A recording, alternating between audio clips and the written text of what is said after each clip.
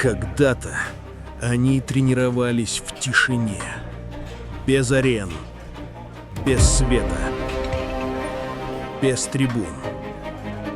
Только воля, только характер, только борьба.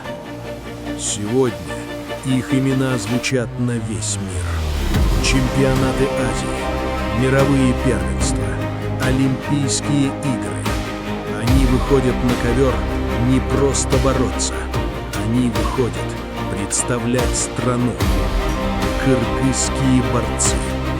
От истории к легенде. Это не просто спорт. Это сила народа. Скоро будет полноценный ролик. Подписывайтесь и не пропустите.